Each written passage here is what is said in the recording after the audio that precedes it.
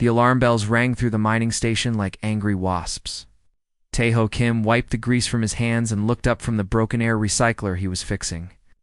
The red warning lights flashed across the metal walls of the engineering bay. All hands to stations. As unknown object detected in Sector 7, came the voice of Commander Dong-woo, parked through the speakers. Tae-ho grabbed his tool belt and ran toward the control room. His boots made loud sounds on the metal floor as he moved through the narrow hallways of mining station New Busan. The station was not big.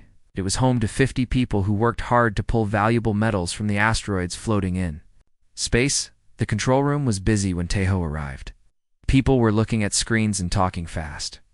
Commander Dong-woo stood in the center, his face serious as he watched the main display. "What do we have, Commander?" Tae-ho asked as he came close. Dong-woo pointed at the screen. "Something small. Looks like a ship, but not like anything we have seen before. It is drifting without power about 2 kilometers from our position." Tae-ho looked at the strange shape on the screen. It was round like an egg, but had smooth curves that seemed to flow like water. The metal looked different too, almost like it was alive. He had never seen anything like it in his 10 years of working in space. "Could be a new design from Earth," said Jamin, the young technician who was always excited about new things. "Maybe they are testing secret ships out here." "No," Dong-woo shook his head. "I checked with Earth Command. They have no ships in this area. This is something else." Dr. So-young Lee came into the control room carrying her medical bag. She was the only doctor on the station and always ready to help when needed. "Are we going to bring it aboard? It could be dangerous." Tae-ho stepped closer to the screen. Something about the ship made him feel strange, like he had seen it before, but could not remember where. The curves and the way the metal seemed to shine reminded him of something old, something from a dream. "I will go out and check it," he said. "If there is anyone inside, they might need help." Commander Dong-woo looked at him with worried eyes. "Tae-ho, we do not know what that thing is. It could be a trap or worse. Someone could be dying in there while we talk," Tae-ho said. "I became an engineer to help people, not to leave them floating in space." The commander was quiet for a moment, then nodded. "Take the small rescue ship. But if anything looks wrong, you come back right away. Do you understand?" "Yes, sir." 20 minutes later, Tae-ho was floating in space in the small rescue ship. The unknown vessel looked even stranger up close. The metal seemed to change color as he moved around it, showing deep blues and greens like the ocean back on Earth. There were no windows that he could see, but there were lines in the metal that might be doors. He tried to contact the ship on all radio frequencies, but there was no answer. His scanner showed that the ship was made of materials he did not recognize. There was a very weak power reading from inside, like something was barely working. "New Busan, this is Tae-ho. The ship appears to be damaged. I'm going to try to find a way inside. Copy that. Be careful out there." Tae-ho moved his ship close to what looked like a door. He put on his spacesuit and prepared to go outside. As he got closer to the strange ship, his suit began to make soft beeping sounds. The scanner showed that the air inside the ship was breathable, but different from human air. He found what looked like a control panel next to the door. The symbols on it were unlike anything he had ever seen. They were curved and flowing, almost like art. When he touched them, they began to glow with soft light. Suddenly, the door opened without making any sound. Inside, the ship was dark, except for a few lights that pulsed slowly like a heartbeat. The walls were smooth and warm to the touch. Everything curved in gentle lines that made him think of living things rather than machines. Tae-ho moved carefully through the ship. It was small inside, with only a few rooms. The air smelled sweet, like flowers after rain. His flashlight showed that the ship was beautiful, but clearly damaged. Some walls had cracks, and dark liquid that might be alien blood was dried on the floor in what looked like the main room. He found her. She was lying on something that might have been a bed or a medical table. At first, Tae-ho thought she was human, but as he got closer, he could see she was different. Her skin was pale, but had a soft glow, like moonlight on water.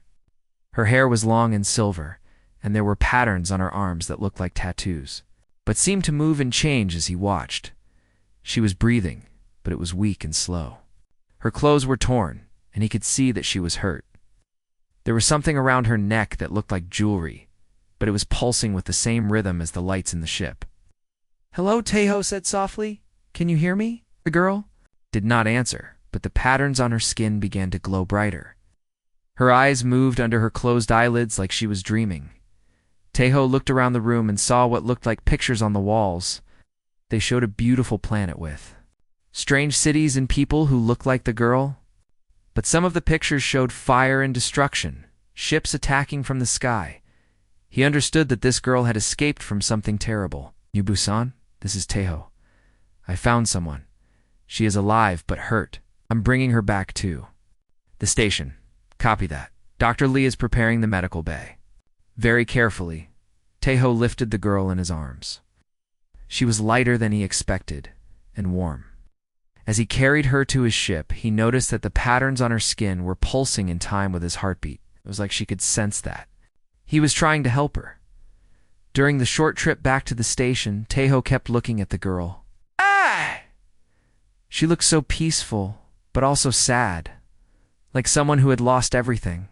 He did not know who she was or where she came from, but he knew one thing for sure. He was going to help her, no matter what it took. The mining station grew larger as they approached. Soon, Dr. Lee would examine the girl and try to help her get better. Taeho had a feeling that finding this girl was going to change everything for all of them. He just did not know how much. Dr. So-Young Lee finished checking the alien girl's vital signs and looked up at Taeho with amazement in her eyes.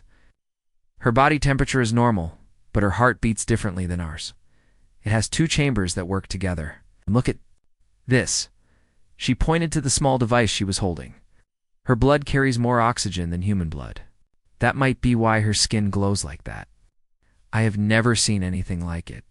Taeho sat in the chair next to the medical bed where the girl was resting. 3 days had passed since he brought her to the station, and she had been sleeping the whole time. The patterns on her skin continued to pulse slowly, and sometimes they would glow brighter when he came near.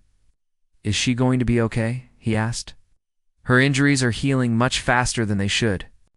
Whatever her species is, they recover quickly. I think she will wake up soon." Commander Dongwoo entered the medical bay with Jae-min behind him. The young technician was carrying a tablet that showed pictures of the alien ship. "Any change?" Dongwoo asked. "Not yet, but her brain activity is increasing. I think she might be waking up," Dr. Lee said. Jae-min held up his tablet excitedly. "Commander, you need to see this. I was looking through our database of old ship designs and found something incredible." He showed them pictures that looked exactly like the alien girl's ship. The images were old and faded, found years ago on abandoned ships at the edge of known space. "These drawings are over 200 years old," Jae-min continued. "Explorers found them on dead ships and thought they were just imagination. But look at the details. They match perfectly." Ho studied the images. The flowing curves, the egg-like shape, even the symbols were the same. "So her people have been traveling in space for a long time. These are very old designs that someone found and copied," Commander Dongwoo said. "We need to be careful. We still do not know if she is friendly." At that moment, the girl's eyes opened. Everyone in the room became very quiet. Her eyes were large and had a soft golden color, like honey in sunlight. She looked around the room with confusion and fear. When she saw the humans watching her, she tried to sit up quickly, but winced from pain. "Easy," Dr. Lee said in a calm voice. "You are safe. We are here to help." The girl looked at Dr. Lee and said something in a language none of them had ever heard. Her voice was musical, like singing, but the words meant nothing to them. She pointed at herself and said something. That sounded like Nari. Nari, Taeho repeated softly. "Is that your name?" The girl looked at him and nodded. Then she pointed at him with a questioning look. "Taeho," he said, pointing to himself. She said, and smiled for the first time. Her smile made the patterns on her skin glow brighter. Over the next hour, they tried to communicate using gestures and simple drawings. Nari was intelligent and learned quickly. She drew pictures of numbers and basic shapes. Teho showed her how humans counted and did simple math. Soon they were able to share basic ideas. Dr. Lee brought food and water. Nari was hungry and ate carefully, tasting everything first. Oh. She seemed to enjoy the fruit, but did not like the meat. When Jameen showed her the tablet with pictures of her ship, her eyes became wide with surprise. She took the tablet and scrolled through the old images. Then she began to cry. The tears that fell from her eyes glowed softly like tiny stars. She pointed to the pictures and said words they could not understand, but her sadness was clear. Teho sat closer to her. "What happened to your people?" Nari looked at him and then began to draw on the tablet. Her drawings were simple, but told a terrible story. She drew her planet with beautiful cities and many people like herself. Then she drew other ships, dark and threatening, attacking from the sky. She drew fire and destruction, people running and ships escaping. The last picture she drew was of herself alone in her ship, flying away from her burning world. "I destroyed your home," Teho said quietly. Nari nodded and wiped her glowing tears. She drew more pictures showing the attacking ships. They were sharp and angular, very different from her own curved vessel. She drew symbols that might have been words and pointed to them with fear in her eyes. Commander Dongwu leaned forward. "Can you tell us who attacked you?" Nari understood his serious tone, even if she did not know the words. She drew more carefully, this time showing the attackers as tall figures with dark armor. She made sounds with her mouth that sounded harsh and angry, trying to imitate their language. Then she did something that surprised everyone. She touched Teho's hand and closed her eyes. Suddenly, images flashed in his mind. He saw her planet, as it really was, with crystal cities that reached toward the sky and gardens that glowed with bioluminescent plants. He saw her people living in peace, studying the stars and creating beautiful art. Then came the darkness. Ships like black knives cutting through space, fire falling from the sky, people screaming as their world burned, Nari running to her escape. Pod as explosions shook the ground around her. The connection lasted only a few seconds, but it felt like hours. When it ended, Teho was breathing hard, and Nari looked exhausted. "What just happened?" Dr. Lee asked with amazement. "I saw it," Teho said softly. "I saw what happened to her world. The attackers, ... They destroyed everything for no reason, except that they could." Nari looked at him with surprise. She had not expected him to understand so clearly. She touched her chest and then pointed to him, trying to show that they were connected now in some way. "We need to help her," Teho said to the others. "Her people are scattered across the galaxy, maybe dying. She might be one of the last of her kind." Commander Dongwu looked worried. "Teho, we are just a mining station. We cannot fight alien invaders." "Maybe we cannot fight them," Teho said, "but we can help her contact other survivors. Her ship might have communication equipment we can repair." Nari seemed to understand what they were discussing. She stood up carefully and walked to the window that looked out into space. She pointed to the stars and said something in her musical language. Even without understanding her words, they could hear the hope in her voice. She was not giving up. Somewhere out there, others like her were waiting for a signal that they were not alone. J-Min looked at his tablet again. If these old drawings are real, then her people have been traveling space longer than humans. They might have technology. That could help everyone. Dr. Lee nodded. She trusted us enough to share her memories. That means something. Commander Dongwu was quiet for a long moment. Then he sighed. "Against my better judgment, I am going to allow this. But we go slowly and carefully. If this brings danger to the station, we stop immediately." Teho looked at Nari, who was still, gazing at the stars. He did not fully understand what had happened when she touched his mind, but he knew one thing for certain. He was going to help her find her people, no matter what it took. The real adventure was just beginning. 2 weeks had passed since Nari woke up in the medical bay. She was now strong enough to walk around the station, and Teho had become her guide to understanding human life. Every morning, he would find her in the observation deck, looking out at the stars with longing in her golden eyes. "Good morning, Nari," he said, as he joined her by the large window.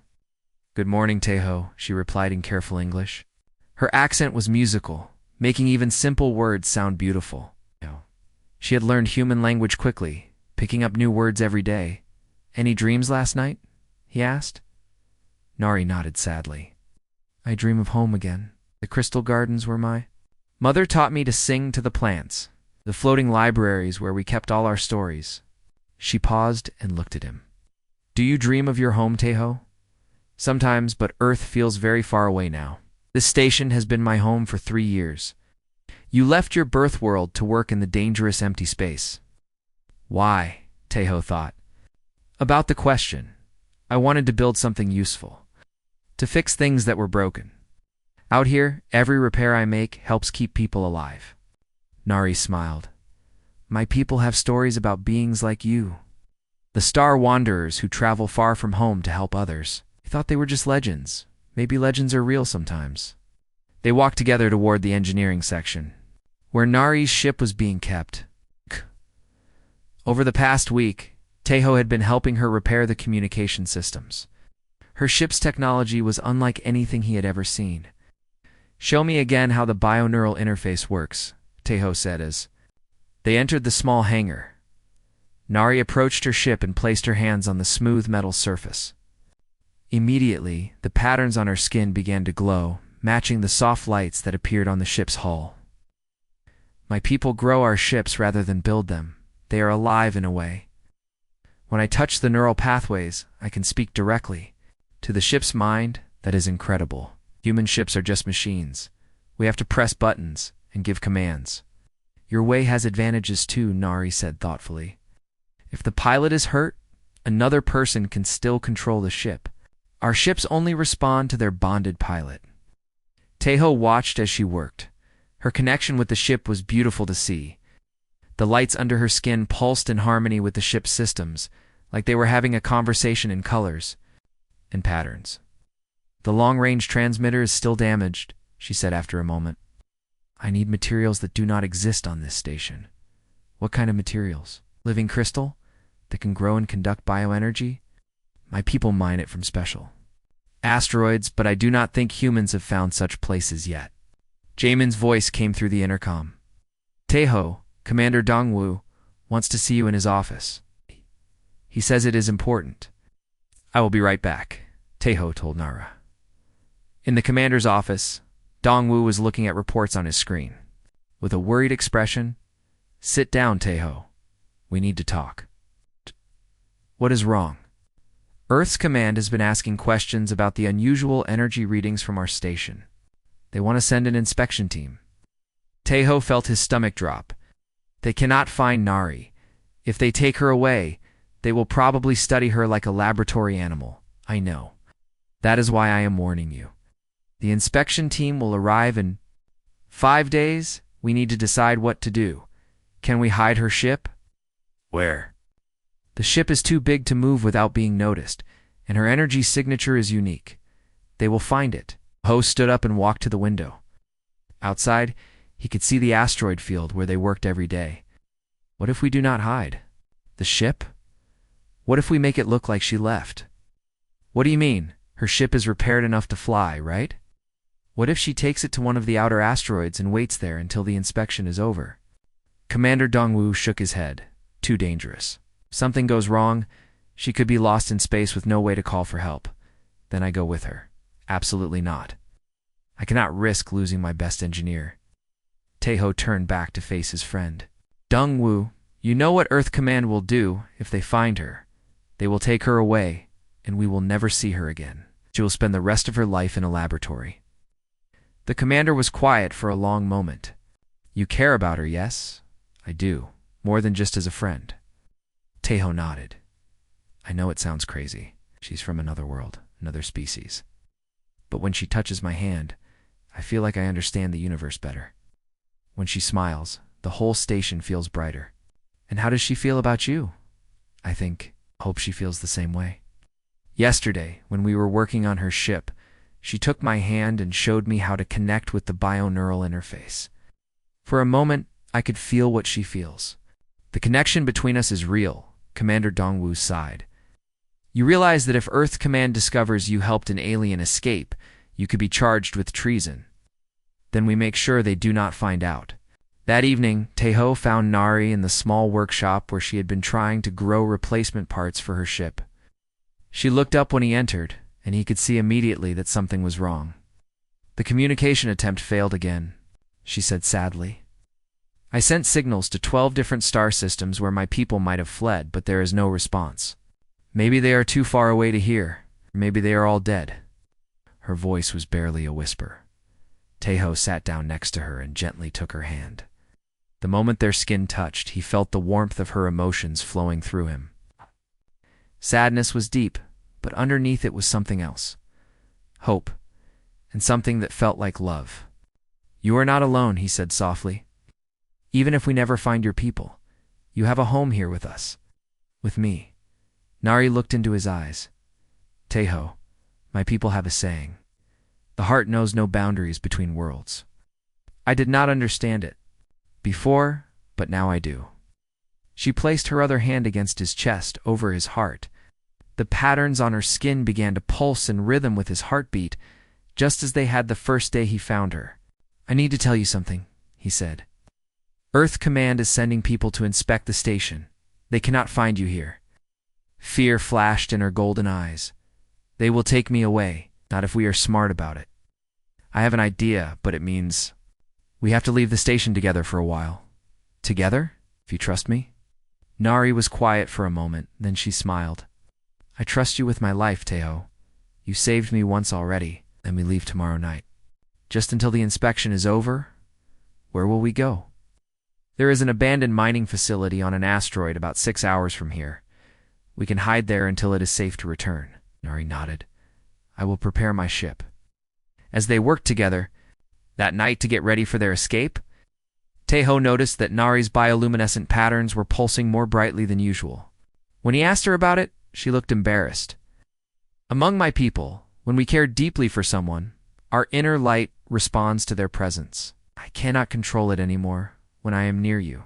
I like it, he said. It is beautiful. Even though I am different from your kind, especially because you are different. You show me that the universe is bigger and more wonderful than I ever imagined.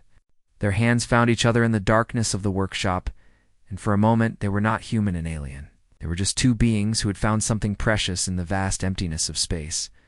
Tomorrow would bring new challenges, but tonight they had each other. Taeho and Nari had been hiding on the abandoned asteroid for 2 days when the nightmare began. They were inside the old mining facility, working on Nari's communication system, when her ship suddenly came alive with warning lights. What is happening? Taeho asked as alarms filled the small space. Nara's face went pale, and the patterns on her skin began flashing in rapid, panicked bursts. She pressed her hands against the ship's neural interface, and her golden eyes went wide with terror. No, they found me, she whispered. The Kethver are here. The ones who destroyed your world? Yes, their ships just entered this star system. My ship can sense their technology from very far away. She turned to him with tears in her eyes. Taeho, you have to leave me here and go back to your station. If they find you with me, they will kill everyone. I am not leaving you. You do? Not understand the Kethver do not just hunt my people. They destroy anyone who helps us. They believe that all other species are weak and should be removed from the galaxy. Taeho grabbed his communicator and called Mining Station New Busan. Commander Dong-woo, this is Taeho. We have a serious problem. The commander's voice came through with static. Taeho, where are you? 3 massive ships just appeared near the station. They're not human designs. Those are Kethver ships. They're hunting Nari. Are you safe for now? Their leader contacted.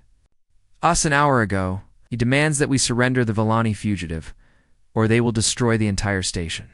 Nari grabbed the communicator. Commander, this is Nari. I am so sorry. I never wanted to bring danger to your people. It is not your fault, came Dongwoo's voice. But we have a big problem. They gave us 24 hours to hand you over. After that, they attack. Taeho looked at Nari, whose patterns were now pulsing with fear and guilt. Commander, how many people are on those ships? Our sensors show about 300 Kethver warriors total. They have weapons we have never Seen before? And we have 50 miners, Teho said quietly. Through the communication link, they could hear Jamin's excited voice in the background. Commander, I found something in the old database. The Kethper ships have a weakness. What kind of weakness?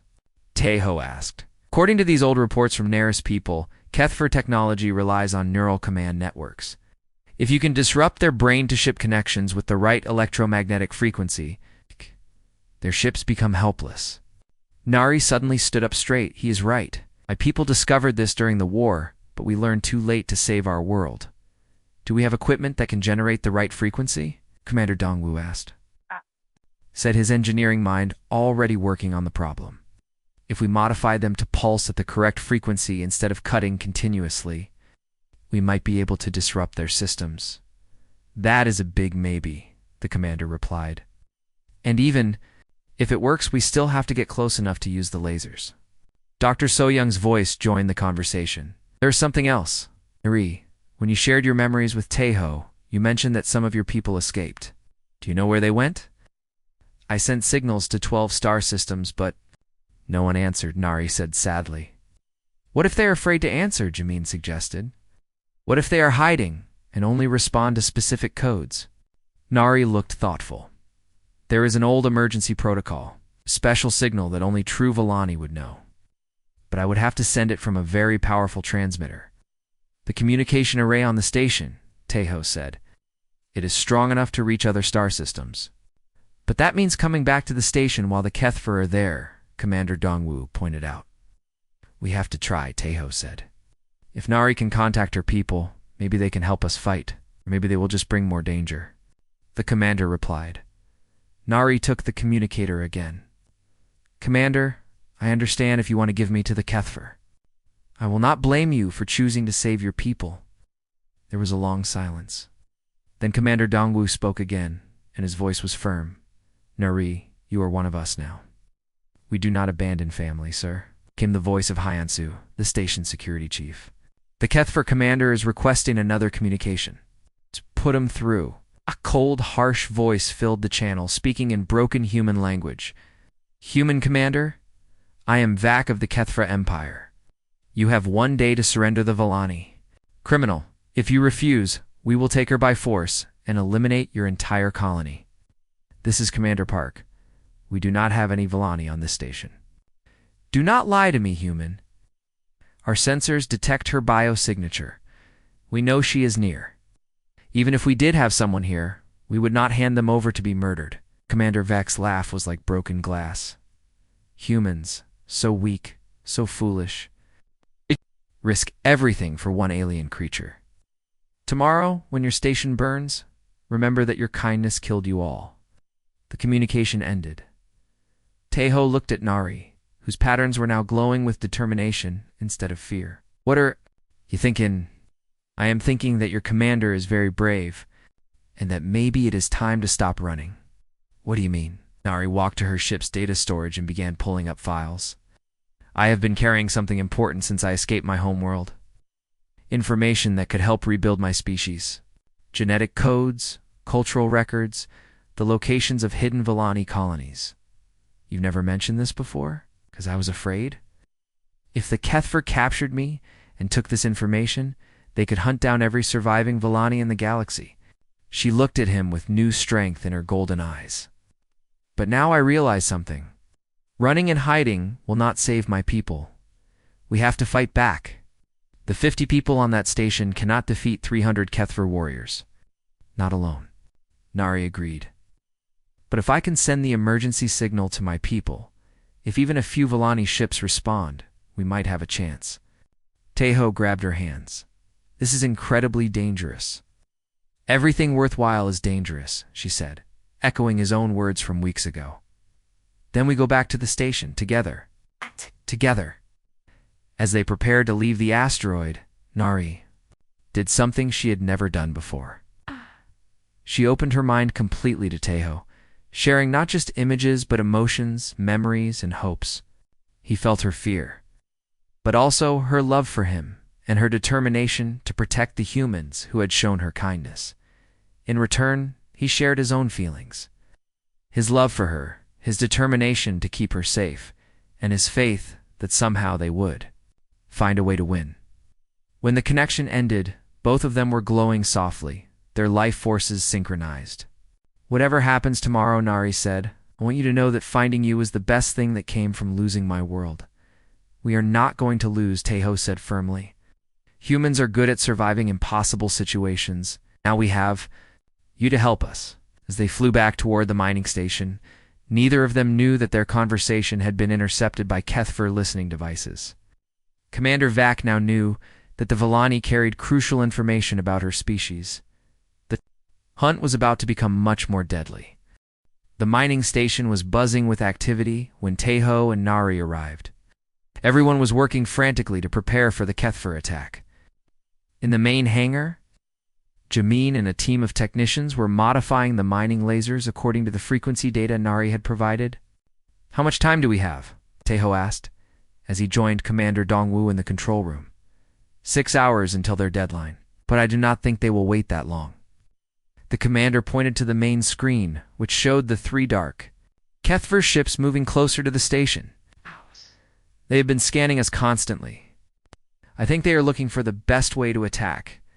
Dr. Sol-Young entered the room carrying a medical kit. "I have prepared the emergency medical bay. But Taeho, if this goes badly, there may not be much I can do to help." "It will not go badly," Taeho said with more confidence than he felt. Nari was already at the communication console, her hands dancing over the controls as she prepared to send the emergency signal to her people.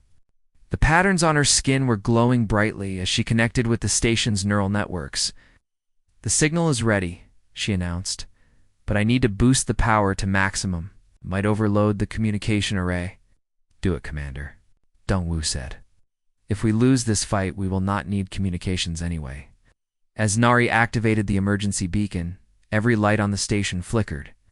The signal pulsed out into space, carrying ancient Villani codes that had not been used. "For decades, signal sent," she reported. "Now we wait." "How long before you know if anyone received it?" Jamin asked. "If there are Villani ships within 50 light-years, they should respond within 4 hours. If they are farther away, ... Nari did not finish the sentence. Alarms suddenly filled the control room. On the main screen they could see the Kethfer ships changing formation. "They are moving to attack positions," reported Hyensu from the security station. "All 3 ships are powering weapons." Commander Dongwu activated the station-wide intercom. "All hands to battle stations. This is not a drill. Prepare for immediate combat." Commander Taeho said, "I want to take the modified mining ship out there. If I can get close enough to their command vessel, the electromagnetic pulse might disable their entire fleet. That is suicide. Their weapons will destroy you before you get within range. Not if they are busy fighting the station defenses. Besides, someone has to try." Nare stepped forward. "I am going with him." "Absolutely." Not both Taeho and the commander said at the same time. "You need me," she insisted. "My ship's bioneural interface can link with the mining ship's systems. Together, we can move faster and react quicker than any human pilot alone." Before anyone could argue further, the first Kethfer energy blast struck the station's shields. The impact sent everyone stumbling. "Shields at 80%, Hyensu reported. "They are testing our defenses." "Turn fire," Commander Dongwu ordered. "All mining lasers target the lead ship." The station's converted mining equipment began firing at the attacking ships. The modified laser pulses created brilliant flashes of light as they struck the Kethfer vessels. For a moment it looked like the plan was working. The enemy ships seemed to slow down, and their weapon fire became less accurate. "It is working," Jamin shouted excitedly. "Their neural networks are being disrupted, but then the Kethfer adapted. Their ships spread out and began attacking from different angles, making it harder for the station's weapons to target all of them at once." "Shields at 50%, Hyensu called out as another blast shook the station. "Taeho, take your ship and go," Commander Dongwu ordered. "We will keep them busy here." "Sir, what about Nari?" The commander looked at the alien girl, whose patterns were now pulsing with determination. "If she can help you succeed, then take her. But both of you come back alive." "That is an order." Teho and Nari ran through the shaking corridors to the small hangar where the modified mining ship waited.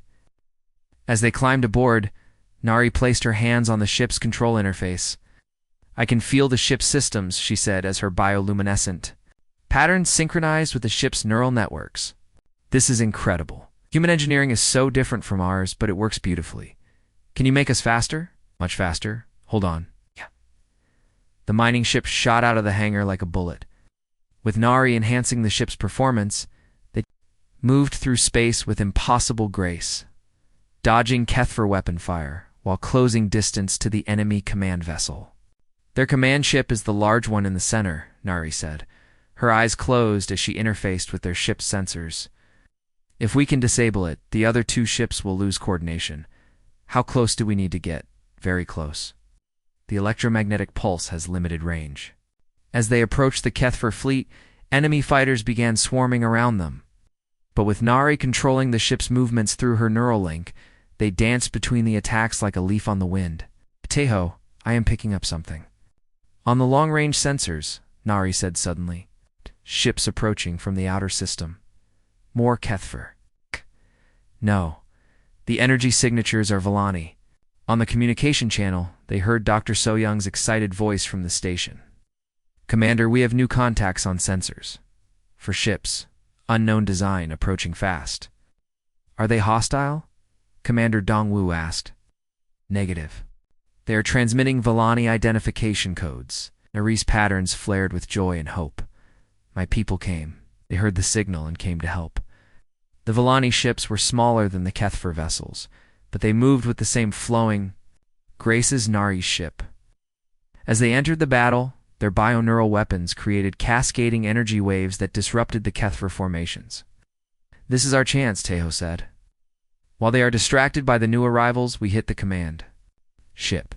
Their mining vessel dove toward the Kethfer command ship. Enemy fire filled the space around them, but Nari's enhanced reflexes kept them safe. When they were close enough, Teho activated the electromagnetic pulse weapon. The pulse wave struck the Kethfer command ship like invisible lightning. All along its hull, lights went out and weapons stopped firing. The ship began to drift helplessly. "Got them," Teho shouted. But their celebration was short-lived. The other two Kethfer ships, no longer coordinated by their command vessel, became more dangerous. Without the restraint of tactics, they began firing wildly at everything around them. "They are targeting the station," Nari said with alarm. "Without their command ship controlling them, they will destroy everything." One of the Kethfer ships turned its main weapons toward mining station New Busan. The energy buildup was massive, enough to destroy the station in a single shot. "Have to stop them," Nari said. "How?" "The same way my people stopped them before. A neural feedback pulse, but I have to be very close to their ship. That will kill you, maybe, but it will save everyone else." Before Teho could stop her, Nari began overloading her bioneural interface. Patterns blazed with brilliant light as she prepared to sacrifice herself to save the humans who had shown her kindness. But at the last moment, one of the Villani ships swept in between them and the Kethfer vessel. The Villani ship's pilot performed the same sacrifice that Nari had been planning. The feedback pulse destroyed both ships in a burst of light that lit up the entire asteroid field. "No," Nari whispered, tears glowing on her cheeks. The remaining Kethfer ships, damaged and leaderless, began to retreat into deep space. The battle was over, but the cost had been terrible, as Teho and Nari returned to the station. They could see the surviving Villani ships moving into formation around New Busan for the first time in decades. Neris people had found allies willing to fight beside them. "We won," Teho said quietly. "Yes," Nari replied. 6 months after the battle with the Kethfer mining station, New Busan looked completely different. Where once there had been only industrial mining equipment, now there were beautiful gardens that glowed with Villani bioluminescent plants. The harsh metal corridors had been softened with flowing organic curves that seemed to breathe with life. Teho stood in the new observation deck, watching construction robots and Villani bioengineers working together to build the latest habitat module. The cooperation between the two species had been remarkable. Humans brought their practical engineering skills and adaptability, while the Villani contributed their advanced biotechnology in harmony with living systems. The new module will be ready next week, Nari said as she joined him at the viewing window. Her English was now perfect, though she still kept her musical accent that made every word sound like poetry. How many more refugees are expected? Taeho asked. 12 ships from the Andorian sector, carrying about 300 survivors. Dr. Soyoung says the medical bay can handle the new arrivals, especially with the Villani healing technology. Taeho smiled. The partnership between Dr. Soyoung and the Villani healers had produced medical advances that amazed everyone. Injuries that would have taken weeks to heal now recovered in days. Diseases that had plagued humanity for centuries were being cured with Villani bioremedies. Any word from Earth Command about the official alliance? He asked. Commander Dongwu received confirmation this morning. Earth has agreed to recognize New Busan as an independent colony under joint human-Villani governance. We are officially the first mixed-species settlement in human space. It had taken months of negotiations, but the evidence of successful cooperation was impossible to ignore. The technology sharing between humans and Villani had produced innovations that benefited both species. The asteroid mining operation was now 3 times more efficient thanks to Villani bioneural interfaces. While human engineering had helped the Villani build ships that were both beautiful and practical. There is something I want to show you, Nari said, taking his hand. She led him through the station to a section he had never seen before. The corridors here were completely different, grown rather than built. The walls pulsed gently with soft light, and the air smelled of growing things. This is the heart chamber, Nari explained as they entered a large circular room. Settlement has one. It is where we keep our most important treasures. The room was filled with crystalline structures that held softly glowing memories. Taeho could see images floating within the crystals. Scenes of Villani life, history, and culture. These are memory crystals, Nari continued. They contain everything we could save from our homeworld. Art, music, stories, scientific knowledge, but also something more personal. She led him to a crystal that was different from the others. Instead of the pale blue light of the others, this one pulsed with golden warmth. What is this one? Touch it, she said softly. When Taeho placed his hand on the crystal, images flooded his mind. But these were not ancient memories of the lost Villani homeworld. These were recent memories. His first meeting with Nari in the medical bay, their early attempts to communicate, working together on her ship, their escape to the asteroid, the battle with the Kethver. But more than just events, he could feel the emotions behind the memories. Nari's fear when she first woke up among strangers, her growing trust and affection for him, her amazement at human kindness and determination, underneath it all, love. Deep, pure love that transcended the differences between their species. You recorded our story, he said in wonder. Not just our story, the story of first contact between our peoples. Someday, when my children learn about how humans and Villani became allies, they will know it started with one human engineer, who was brave enough to rescue a stranger. Children? Taeho looked at her with surprise. Nari's patterns, flushed with a color he had learned, meant embarrassment. I have been talking with Dr. Soyoung about the possibility of hybrid offspring. Genetic compatibility is not perfect, but with some medical assistance. You want to have children? With me? Only if you want to. I know it seems impossible. They're from different worlds, different species. Taeho pulled her close and felt her bioluminescent patterns synchronize with his heartbeat, just as they had that first day. Nothing seems impossible anymore. 6 months ago, I was a lonely engineer fixing air recyclers. Now, I am helping build the future of 2 species. So you would want children with me? I would want everything with you. They stood together in the heart chamber, surrounded by the preserved memories of a lost world and the growing dreams of a new one. Outside, humans and Villani continued working together, building something that had never existed before. Commander Dongwu found them there an hour later. Sorry to interrupt, but we have a situation. Long-range sensors are picking up more ships approaching. Kethver. Teho asked with concern. No, these are broadcasting human identification codes. It looks like Earth has sent a full diplomatic mission. How many ships? 12 vessels, including 3 colony ships. They are requesting permission to establish a permanent human presence in the system. Nari looked worried. Do you think they want to take control of the colony? I do not think so. Commander Dongwu smiled. The lead ship is transmitting a personal message for you, Teho. It is from your parents. My parents? Apparently word has spread about the amazing things happening here. Earth is sending scientists, engineers, doctors, and even farmers who want to be part of the first mixed species colony. Your mother specifically requested assignment here so she could meet her future daughter-in-law.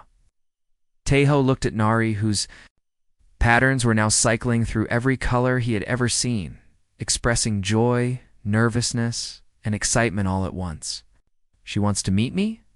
Nari asked. According to the message, she wants to learn how to grow bioluminescent vegetables in her garden.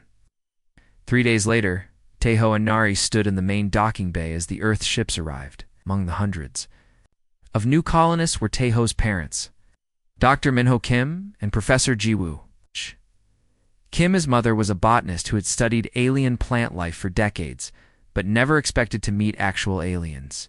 His father was an engineer like Teho, specializing in sustainable technology. She is beautiful, his mother whispered as Nari approached them, and she glows. Mom, Dad, this is Nari. Nari had been nervous about this meeting for days, but she stepped forward with grace. Honored parents of Teho, I am grateful to meet you. Your son saved my life and gave me hope when I thought all was lost. Thank you for taking care of our son, his father said warmly. We worried about him out here alone. It was never alone, Nari replied. He had a family here who loved him, and now you are part of that family too. As the new colonists began settling into their quarters, Teho and Nari walked to their favorite spot in the observation deck.